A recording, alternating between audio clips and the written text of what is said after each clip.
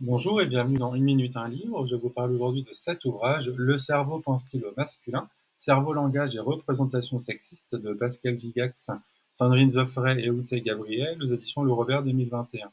Alors comment dégenrer la langue? À l'heure actuelle, le fait que la forme masculine génère des représentations masculines fait consensus en psychologie expérimentale, précisent les autoristes.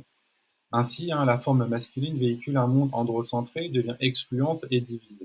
Au sein de l'ouvrage, les auteurs livrent de multiples expériences à reproduire dans votre quotidien, dans votre organisation, dans vos enseignements, pour interroger finalement le prisme masculin du langage. Par exemple, prenez un bout de papier et écrivez tous les noms d'autrices que vous vous souvenez avoir lus durant votre scolarité. Si vous n'en avez plus le souvenir, cherchez-les dans votre bibliothèque ou sur des listes disponibles en ligne et notez-les. Votre liste n'est sans doute pas très longue, pourtant des autrices il y en a et en a eu beaucoup. Trois petits points. Pédagogique, pratique et éclairant, l'objectif ici des universitaires est notamment de dépasser des représentations qu'on peut avoir par rapport au langage inclusif.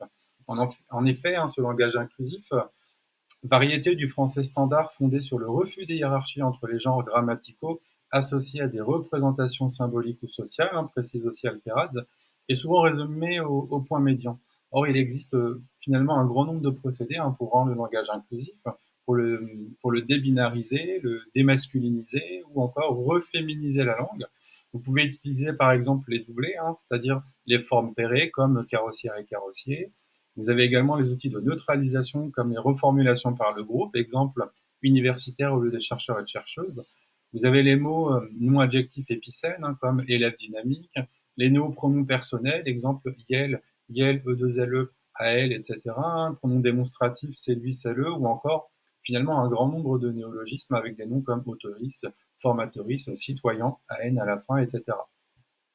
La grammaire neutre, finalement, est intéressante lorsque l'on ignore, par exemple, le genre d'une personne et ou pour interagir avec une personne non binaire. Les accords sont également pris en compte à l'exemple de la présentation dont on parlait tout à l'heure.